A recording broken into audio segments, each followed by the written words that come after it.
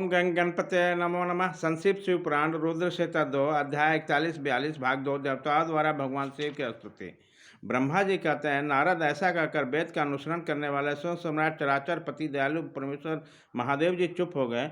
भगवान शंकर का भाषण सुनकर श्री विष्णु और ब्रह्मा आदि संपूर्ण देवता संतुष्ट होकर तत्काल साधुवाद देने लगे। तदंतर भगवान शंभु को आमंत्रित करके मुझ ब्रह्मा और देवर्षियों के साथ श्री विष्णु अत्यंत हर्षपूर्वक पुनः दक्ष की यज्ञशाला को चले। इस प्रकार उनकी प्रार्थना से भगवान शंभु विष्णु आदि देवताओं के साथ कनखल में स्थित प्रजापति जग की दक्षशाला में पधारे। उस समय रुद्रदेव ने वहाँ यज्ञ और विशेषतः देवताओं तथा ऋषियों के द्वारा जो वीरभद्र के द्वारा विध्वंस किया गया उसे देखा। स्वाहा सौदा पूषा तुष्टि धृति सरस्वती अन्य समस्त ऋषि पितर अग्नि तथा न्याय बहुत से यक्ष गंधर्व तथा राक्षस वहाँ पड़े थे। उनमें से कुछ लोगों के अंग तोड़ डाले गए, कुछ लोगों के बाल नोच लिए गए और कितने ही सम्रागण में अपने प्राणों से हाथ धो बैठे। उस जग की वैसी दुर्वस्था देखकर भगवान शंकर ने अपने गणनायक महापरिक्रमी वीरभद्र को बुलाकर हंसते हुए कहा, महाभाव वीरभद्र, यह तुमने कैसा काम किया? तात तुमने ही थोड़ी देर में देवता ऋषि आदि बड़ा भारी दंड दे दिया। बस जिसने ऐसा द्रोहपूर्वक कार्य किया, यह विलक्षण यज्ञ का आयोजन किया और जिसे ऐसा फल मिला, उस दक्ष को तुम शीघ्र यहाँ ले आओ। भगवान शंकर के ऐसा कहने पर वीरभद्र ने बड़ी त्वाली के साथ दक्ष का धड़ लाकर उनके सामने डाल दिया। दक्ष के उस शव को सिर से रहित देकर लोक कल्याणी भगवान शंकर ने आगे खड़े हुए वीरभद्र से हंसकर पूछा, दक्ष का सिर कहाँ? तब प्रभावशाली वीरभद्र ने कहा, प्रभु शंकर, मैंने तो उसी समय दक्ष के सिर को आग में होम कर दिया।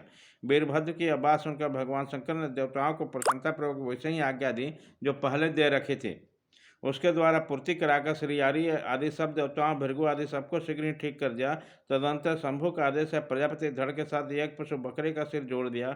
उस सिर के जोड़े जाते हैं शंभु की दृष्टि पड़ते हैं प्रजापति के शरीर में प्राण आ गए। वो तत्काल सोकर जगे हुए पुरुष के भांति उठकर खड़े हो गए। उठते ही अपने सामने करुणानिधि भगवान शंकर को देखा।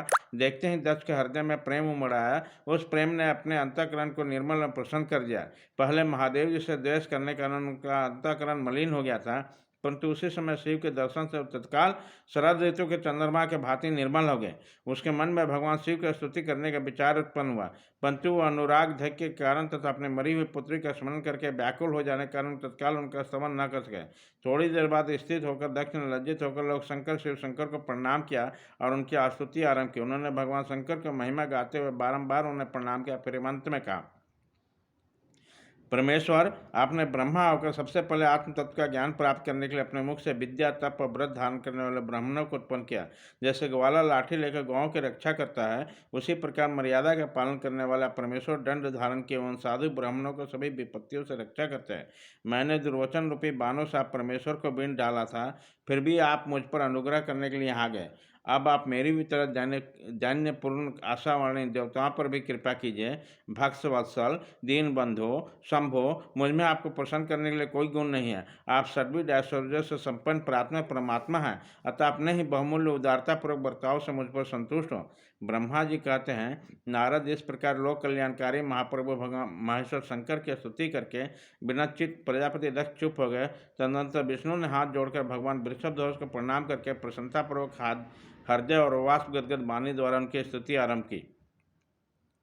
तदनंतर मैंने कहा, देवदेव महादेव करुणासागर प्रभु, आप स्वतंत्र परमात्मा हैं, अद्वितीय और अविनाशी परमेश्वर हैं। देव ईश्वर, आपने मेरे पुत्र पर अनुग्रह किया है। अपने अपमान की ओर कुछ भी ध्यान न देकर दक्ष का यज्ञ का उद्धार कीजिए। देवेश्वर, आप प्रसन्न होइए और समस्त शापों को दूर कीजिए। आप सज्ञान हैं, अतः आप ही मुझे कर्तव्य की ओर प्रेरित करने वाले और आप ही कर्तव्य से रोकने वाले हैं। महामुनि, इस प्रकार परम महेश्वर की स्तुति करके मैंने दोनों हाथ जोड़कर मस्तक झुकाकर खड़ा हो गया। तब सुंदर विचार रखने वाले इंद्र आदि देवता और लोकपाल शंकर की स्तुति करने लगे। उसी समय भगवान शिव का मुखारबिंद प्रसन्नता से खिल उठा। उसके बाद प्रसन्नचित होकर समस्त देवताओं और दूसरे सिद्धि ऋषियों और प्रजापति ने भी शंकर जी का सहर्ष स्तमन किया। इसके अतिरिक्त उपदेव, नागो, सदस्य तथा ब्राह्मणों ने पृथक पृथक प्रणाम पर बड़े भक्ति भाव से उनकी स्तुति की। अध्याय 41-42 भाग 2 खत्म।